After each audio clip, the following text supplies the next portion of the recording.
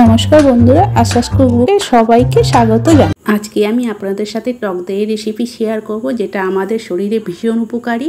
আর এটা ঘরে বসিয়ে যদি খাওয়া যায় তাহলে বেশি উপকার দেয়। আর ঘরে থাকা যে কোনো পাত্রেই এটা খুব সহজেই জমে যাবে। আর কিভাবে এই টক দই বানালে পুরো দোকানের মতো পারফেক্ট হবে সেটা আজ আমি আপনাদের সাথে শেয়ার করব। আর একদম দোকানের মতোই খুব সুন্দরভাবে জমে যাবে, একদম খুব সহজে। তাহলে বন্ধুরা ভিডিওটা দেখুন কিভাবে টক দই বানাতে হয়, তাহলে আপনারাও খুব সহজেই বানিয়ে নিতে পারবেন। এখানে আমি টক দই বানানোর জন্য হাফ লিটার একটা দুধের প্যাকেট নিয়ে নিয়েছি। আর দুধটা কিন্তু ফুল ফ্যাট ক্রিমওয়ালা দুধ নিতে হবে, তাহলে দইটা খুব সুন্দর হবে। এবার দুধের প্যাকেটটা আমি কেটে এই কড়াইটার মধ্যে ঢেলে দেব। দেখুন আমি কাঁচি দিয়ে প্যাকেটটা কেটে দিলাম। আর এই যে দেখুন, আমি সকালে কিনে রেখেছিলাম, এখন রাত্রিবেলায় এটা জাল দিচ্ছি। ফ্রিজে রেখেছিলাম, তাই একদম জমে আইস হয়ে গেছে দুধটা। এবার আমি গ্যাসের ওপর কড়াইটা বসিয়ে দিয়েছি আর হিটটা প্রথমে হাই করে দিয়েছি। একবার জাল হওয়া পর্যন্ত হিটটা হাই থাকবে, তারপরে জাল হয়ে গেলে তখন আমি হিটটা মিডিয়ামে করে দেবো। যতক্ষণ পর্যন্ত না একবার জাল হচ্ছে ততক্ষণ হাই দেবো। আর যেই দেখুন অল্প গরম হতে শুরু করেছে তখনই নাড়তে থাকতে হবে এইভাবে, মানে যাতে কোনো মতে সর না পড়ে। সর পড়লে কিন্তু দই ভালো হয় না, তাই এইভাবে অনবরত নাড়তে থাকতে হবে। এইভাবেই নাড়তে থাকবো আমি 4-5 মিনিট সময় ধরে। এইভাবেই জাল দেবো, মানে অনেকটা ঘন করা অবধি জাল দিতে হবে। তাই আমি ততক্ষণ অবধি এইভাবে জাল দেব আর নাড়তেই থাকবো। মানে শর্ট একদম পড়লে কিন্তু দই ভালো হবে না, তাই শর্ট কোনো মতেই পড়তে দেওয়া যাবে না, অনবরত এইভাবে নাড়তে থাকতে হবে। তবে যেসব বন্ধুরা আমার এই ভিডিও দেখছো, যদি ভালো লেগে থাকে তাহলে চ্যানেলটিকে সাবস্ক্রাইব করার অনুরোধ রইল। আর পাশে থাকা বেল আইকনটিও প্রেস করে দেবে, তাহলে এরপরে আমি যখন নিত্য নতুন এরকম কোনো ভিডিও নিয়ে আসবো সবার আগে তোমাদের কাছে পৌঁছে যাবে। দেখো কথা বলতে বলতে আমি অনেকক্ষণই জাল দেওয়া হয়ে গেল, আর দুধটাও অনেকটা দেখো ঘন হয়ে আসছে। এবার আরও কিছুক্ষণ আমি জাল দিয়ে আর একটু ঘন করে নিচ্ছি। দুধটাকে 5-6 মিনিট সময় নিয়ে জাল দেওয়ার পর দুধটা অনেকটাই কমে গেছে আর বেশ ঘন হয়ে গেছে। এইবার আমি গ্যাসটাকে অফ করে দিয়ে কড়াইটাকে নামিয়ে নিলাম। নামার সাথে সাথেই আমি এইভাবে নাড়ছি, কেন সর একদমই পড়তে দেওয়া যাবে না, তাই এইভাবে নাড়তে থাকতে হবে। এইভাবে নাড়তে নাড়তে দুধটাকে আমি ঠান্ডা করে নিচ্ছি। এই টক দই খাওয়া আমাদের শরীরের পক্ষে ভীষণ উপকারী।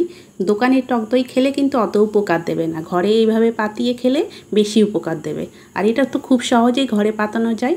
আমি যেভাবে দেখাচ্ছি এইভাবে ঠিক আপনারাও ফলো করে এইভাবে বাড়িতে বানাবেন, দেখবেন খুব সহজে আর খুব সুন্দরভাবে টক দইটা জমে যাবে। নাড়তে নাড়তে দুধটা এবার ঠান্ডা হয়ে গেছে। এবার আমি একটা আঙুল দিয়ে দেখে নিচ্ছি। হ্যাঁ, এই যে আঙুল দিয়ে রাখা যাচ্ছে, সেই অবস্থাতেই দইটা বসাতে হবে। এবার দুধটা সাইডে সরিয়ে দিলাম একটু। তারপরে এবার আমি টক দই নিয়েছি জমানোর জন্য। এখানে আমি 3 টেবিল চামচ টক দই নিয়েছি। এবার টক দইয়ের যে এই জল আছে সেই জলটা ফেলে দিচ্ছি। এই জলটা ফেলে দিয়ে তারপরে দইটাকে ভালো করে ফেটিয়ে দই জমাতে বসাতে হবে। আর যদি এই জল সমেত দইটা বসানো যায় তাহলে কিন্তু দই ঠিকঠাক মতো হবে না, তাই এই জলটা ফেলে দেওয়ার পর তারপরে দইটাকে ভালো করে ফেটিয়ে নিচ্ছি। খুব ভালো করে ফেটাতে হবে, মানে ভালো করে যত ফেটাবেন দুধের সাথে মিশিয়ে দইটা তত সুন্দরভাবে জমে যাবে। দেখুন আমি কি সুন্দর একটা ফেটিয়ে নিয়েছি, ঠিক এইভাবে ফেটাতে হবে। ফেটানোর পর এই যে এরকম একটা আমি বাটি নিয়েছি, এই বাটিতেই আমি দইটা জমাতে দেব। দিয়ে এবার ওই বাটির মধ্যে আমি ফেটানো টক দইটা দিয়ে দিচ্ছি। দইটা দেওয়ার পর এই বাটিটায় একটু দই লেগে আছে, তাই ওর মধ্যে আবার একটু দুধ দিয়ে বাটিটা দইয়ের সাথে ভালো করে এইভাবে মিশিয়ে নিলাম। মিশিয়ে নিয়ে এবার যে বড় বাটিটা নিয়েছি জমানোর জন্য ওর মধ্যে দিয়ে দিলাম, দিয়ে চামচ দিয়ে ভালো করে এইভাবে মিশিয়ে নিলাম। মিশিয়ে নেওয়ার পর এবার যে দুধটা আছে সেই দুধটা পুরোটাই ওর মধ্যে দিয়ে দিচ্ছি।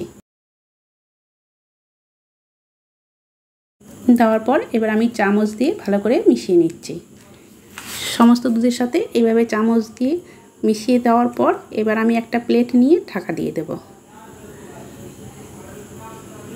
ঢাকা দিয়ে দিলাম। এবার তার উপরে আমি আর একটা টাওয়েল ঢাকা দিয়ে দিচ্ছি। এইভাবে দিলে খুব সহজেই দইটা খুব সুন্দরভাবে জমে যাবে। এবার এটা আমি সারা রাত রেখে দেবো, পরের দিন আমি আপনাদের সকালে দেখাচ্ছি। এবার এটা আপনাদের আমি সকালবেলায় দেখাচ্ছি। দেখুন এবার এই যে কতটা সুন্দরভাবে জমে গেছে, আর একদম পুরো টাইট হয়ে জমেছে, যেমন দোকানে টক দই হয় ঠিক ওইভাবেই জমেছে। এবার এটা আমি আরও 1 ঘন্টা এবার ফ্রিজে রেখে দেব। এখন যেহেতু গরমকাল তার জন্য ফ্রিজে রেখে দিচ্ছি। এবার দেখুন 1 ঘন্টা পর আমি দেখাচ্ছি ফ্রিজ থেকে বের করে। দেখুন কতটা সুন্দর হয়েছে, একদম পুরো দোকানের মতো আর একদম পুরো টাইট হয়ে জমেছে। এবার আমি চামচে করে সাইড থেকে কেটে দেখাচ্ছি, দেখুন কতটা সুন্দর হয়েছে। তাহলে বন্ধুরা আপনারাও খুব সহজে এইভাবে বাড়িতে টক দই বানিয়ে নিতে পারবেন আর ভীষণ উপকারী। আর আজকের এই টক দইয়ের রেসিপি কেমন লাগলো আমাকে কমেন্ট করে অবশ্যই জানাবেন, আর ভালো লেগে থাকলে একটা লাইক আর শেয়ার করে দেবেন। আর তাহলে আজকের মতো এখানেই শেষ করছি, আবার একটা নতুন রেসিপি নিয়ে চলে আসবো। সবাই ভালো থাকবেন, সুস্থ থাকবেন, ধন্যবাদ।